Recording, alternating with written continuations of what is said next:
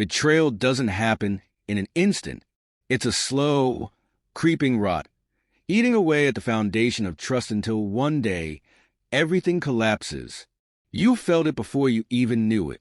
The shift in their tone, the way they exchanged glances behind your back, the laughter that wasn't meant for you anymore. But you ignored it, because that's what you do when you believe in people. You tell yourself it's nothing, that they couldn't do that to you. And yet, here you are. The knife has already been plunged into your back. The people you trusted, the ones you defended, the ones you called friends, they turned on you. Maybe it was greed, maybe jealousy, or maybe they simply enjoyed watching you fall. You weren't just betrayed. You were humiliated, cast aside like you were nothing, and they walked away, thinking they had won. But here's the thing about betrayal. It doesn't end when the traitor walks away. No, that's just the beginning. They went on with their lives, believing the worst was behind them. You were left in the wreckage, picking up the shattered pieces of trust. Nights turned into a battlefield of memories, where whispers of their deceit echoed in your mind. But as the pain settled, something else began to stir within you, a realization. They didn't win. They only thought they did, because while they were busy celebrating your downfall, they forgot one crucial truth. Their actions have consequences, and sooner or later, the universe has a way of settling the score. So you waited. You didn't chase them. You didn't scream for justice. You let time do the work. And time, oh, it has a way of creeping up on people, doesn't it? At first, it was subtle, a creeping unease in their hearts, a shadow lingering in the corners of their minds. At night, when they lay in bed, their thoughts betrayed them just as they had betrayed you. Did you ever notice how guilt festers in silence? How it curls around a person, suffocating them slowly? It started with paranoia. They would check their phones, half expecting to see a message from you, some sign that you were plotting something, waiting to strike back. But there was nothing, just silence. And that silence was deafening. They started to see things, strange coincidences that felt a little too convenient. Someone laughing in a crowded room, and for a split second, they swore it sounded like you. A shadow in the distance, a familiar shape that disappeared before they could get a second look. Their own words, their own actions, twisting, turning against them. Because that's the thing about betrayal. It doesn't just destroy the victim. It destroys the betrayer, too. And deep down they knew it. Days turned into weeks, and that unease grew. They weren't sleeping well anymore. Tossing, turning, dreaming of the past, dreaming of you. They tried to push it away, bury it under distractions, but it clung to them like a phantom. Their smiles became forced, their laughter hollow, because no matter where they went, they couldn't shake the feeling that someone was watching. Then the accident started. Small, at first. A misplaced item here, a forgotten appointment there. A missed deadline, a careless mistake, a slip of the tongue that cost them dearly. But it was just life, right? Just bad luck? That's what they told themselves. Until the nightmares began. The dreams were vivid, unrelenting, and in every single one, they saw you, standing in the distance, watching, saying nothing. They woke up gasping, drenched in sweat, unable to shake the feeling that you were still there, that even in waking life, they could feel your presence. Were you haunting them? No, that was impossible. You were just a person, flesh and blood. But guilt is a ghost that never leaves. One of them, let's call him Michael, was the first to crack. He was the ringleader, the one who orchestrated the betrayal. He had always been confident, always sure of himself. But lately, his hands shook when he thought no one was looking. He avoided certain places where he knew he might run into you. He started seeing things, in reflections, in crowds, your face, flickering for just a moment before vanishing. He convinced himself it was stress, just his mind playing tricks on him. But how do you explain the whispers? Because they came next. Soft at first, barely there, but growing louder. You did this. You think you got away. He spun around, searching for the source. But there was no one there. Not yet. It spread to the others, like a sickness. They thought they could move on, thought they could pretend like nothing happened. But their own actions were catching up to them, and no amount of denial could stop it. Their betrayal was a wound they had inflicted, and now it was festering. They looked over their shoulders, jumped at shadows, because somewhere deep down they understood the truth. They weren't being haunted by you. They were being haunted by themselves. And the worst part, this was just the beginning. They thought betrayal was an act, a single moment of decision. What they didn't realize was that it was a seed, planted deep in their souls, growing with each passing day. Michael wasn't the only one suffering. The others, his accomplices, his so-called friends, were unraveling, too. Take Rachel, for example. She was always the one with the sharp tongue, the one who twisted words like knives and watched people bleed without remorse. She had laughed the hardest when they turned on you, had mocked your pain as if it were entertainment. But now, she wasn't laughing anymore. The whispers had found her, too. But for her, they weren't just echoes in the dark. They were voices, close enough to feel their breath against her ear. You think you're safe? She spun around. Nothing. No one. Yet the air felt heavier, the world darker. She started avoiding mirrors. Not because she saw you in them, but because she saw herself, warped, distorted, her own reflection looking back with an expression she didn't recognize. The guilt was tearing them apart, but none of them dared to speak of it, because to acknowledge it, that meant admitting the truth. And the truth was simple. They had destroyed you, and now something was destroying them. It wasn't long before Daniel started slipping, too. Daniel, who always prided himself on logic, who had scoffed at the idea of karma, of consequences beyond what the eye could see. But logic didn't explain why he kept seeing your name, on receipts, on random street signs, scrawled into the condensation on his car window, as if someone had traced it there with their finger. It didn't explain why his phone would buzz in the middle of the night with unknown numbers, only for there to be silence on the other end of the line. Or worse, breathing, deep, slow, waiting. He tried to shake it off. It was all in his head, just stress. But then the nightmares came. And in those nightmares, you weren't just watching anymore. You were coming closer. Michael, Rachel, Daniel. Each of them was breaking in their own way, but none of them wanted to admit it. Instead, they lashed out. Rachel snapped at her co-workers. Michael started drinking. Daniel withdrew, becoming paranoid, flinching at every unexpected sound. But no matter what they did, it didn't go away. The unease, the sense that something was waiting just beyond their vision. And then it escalated. It started with Michael. He woke up in the middle of the night to the sound of his bedroom door creaking open. His heart pounded. He lived alone. Holding his breath, he turned his head toward the door. A shadow stood there, motionless, his stomach clenched. "Who's there?" His voice came out weaker than he intended. No answer. He reached for the lamp on his nightstand, hand trembling. Flicked it on. The doorway was empty, but something was wrong.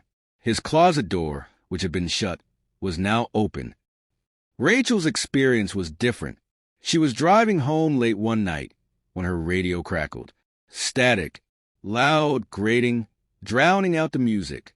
She reached for the dial, but before she could turn it, a voice broke through the noise. Low, familiar, your voice. "You didn't think I'd forget, did you?" Her hands jerked on the wheel, sending the car swerving. Tires screeched, her breath caught in her throat, and just as suddenly as it came, the voice was gone. Nothing but static. She pulled over, panting, hands shaking against the steering wheel. It wasn't possible. It couldn't be possible. But deep inside, she knew she had felt it. This wasn't her imagination anymore. Something was coming for them. And Daniel, he was the first to break. He stopped showing up to work, stopped responding to texts. When Michael and Rachel finally showed up at his apartment, they found him sitting in the dark, muttering under his breath. His eyes darted to them as they entered. "They're watching," he whispered. "Everywhere. I see them." Michael frowned. "See who?" Daniel swallowed hard. "The shadows." Rachel let out a nervous laugh. "Daniel, you need to get some sleep." No, his voice was sharp, unsteady. "It's not sleep. It's real." Michael and Rachel exchanged uneasy glances. They wanted to believe it was paranoia, just stress. But when they left Daniel's apartment, when the doors shut behind them and they stepped out into the night, they felt it, too. The watching, the weight of unseen eyes. And then, as they turned toward their cars, they heard it, a whisper, soft, "Close, too close, run." Their own actions had led them here. Their own choices had sealed their fate. And now, there was nowhere left to hide. This wasn't just guilt anymore. This was punishment, and it was far from over. Fear has a way of eating people alive. It starts slow, a whisper in the back of the mind. Then it grows, unrelenting, suffocating, until it becomes everything. Michael, Rachel, and Daniel had reached that point. They had convinced themselves that what they did to you was nothing. A game, a power move, a betrayal they could walk away from without consequences. But life had other plans. Now, their own actions were swallowing them whole. The haunting wasn't just in their minds anymore. It had become real. Michael tried to escape it. He packed his bags and left town, convinced that distance would make it stop. But the thing about running, you can't outrun your own conscience. And whatever was haunting him, it followed. The first night in his new apartment, he woke to the sound of knocking. 3 slow knocks. His pulse quickened. He checked his phone. 3 a.m. He stayed still, waiting. Maybe he had imagined it. Then 3 more knocks. This time louder, more insistent. His breath hitched, shaking. He crept toward the door and peered through the peephole. No one. Nothing but an empty hallway. His fingers gripped the doorknob. He exhaled slowly, turning to walk away. Bang! A force slammed against the door, shaking the entire frame. Michael staggered back, choking on a scream. And then, from the other side, a voice. Soft, familiar. Your voice. "Did you really think you could escape me?" His knees buckled, his vision blurred. He stumbled back, slamming into the wall as the world around him spiraled. For the first time in his life, Michael understood true fear, and there was no running from it. Rachel was next. She had always prided herself on control. But lately, she had none. Her nights were filled with whispers. Her days were plagued with shadows. And then it got worse.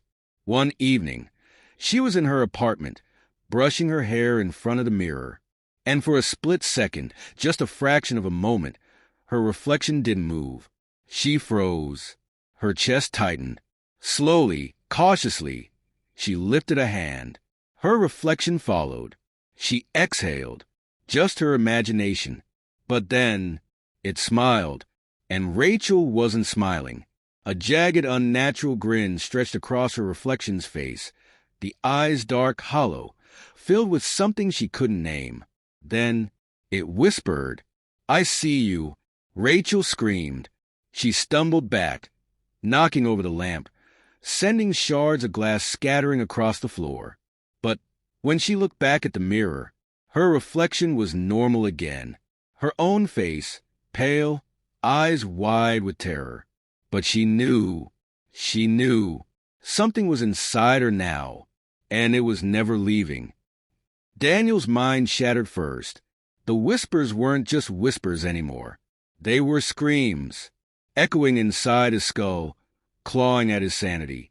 Every night, he heard them, your voice, repeating the same words. "You did this. You can't hide from me. Confess. He tried to block it out, drowned himself in noise, in distractions, in anything that could silence the torment. But the voices only grew louder. And then one night, he snapped. He showed up at Rachel's place, wild-eyed, shaking. "We have to end this," he whispered. Rachel barely recognized him. His face was gaunt, his hands twitching. He looked like a man on the edge of something dangerous. Michael arrived soon after, his face just as pale. They all sat in silence, the weight of their sins pressing down on them, until Daniel spoke, the words none of them wanted to say. "It's them," he choked out. "They're doing this to us." Rachel swallowed. "They're dead." Michael clenched his fists. "We don't know that, because that was the worst part, wasn't it? None of them had seen you since the betrayal. You had disappeared, vanished. Were you dead? Or were you watching? Waiting? They didn't know. And the not knowing was killing them.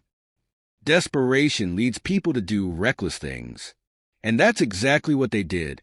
They drove out to the place where it all happened, where they betrayed you, the abandoned building, the cold, empty space where they had left you to suffer. It had been months, but the air was still heavy, still thick with the memory of their treachery. They stepped inside, flashlights cutting through the darkness. Their breath was shallow, their hands clammy, and then the door slammed shut behind them. The flashlights flickered. The air grew colder. A whisper slithered through the darkness. "I was never gone." Michael's flashlight dropped. Rachel whimpered. Daniel's knees nearly gave out. And then footsteps, slow, measured, coming toward them. Rachel gasped. "No, no, no." The shadows shifted, and then they saw you, or what was left of you. Your face was obscured, shrouded in darkness. But your eyes, oh, your eyes, they burned. Not with anger, not with hatred, with something far worse. Justice, punishment. Their reckoning had come. And in that moment, they realized the truth. You hadn't haunted them. You hadn't whispered in the dark. They had done this to themselves. Their own sins, their own minds, their own guilt. And now, standing before you, there was no escaping it. Because the real horror, it wasn't you. It was who they had become. And no matter how much they screamed, no matter how much they begged, there was no saving them now. Conclusion: betrayal is never the end of the story. It's the beginning of something far worse. People think they can walk away from their sins, that they can bury the past, silence the voices, escape the consequences. But the truth? The past never stays buried, and the ones they wronged, they never truly leave. Because karma doesn't come with a warning. It comes with a reckoning, and when it does, there's no place left to hide.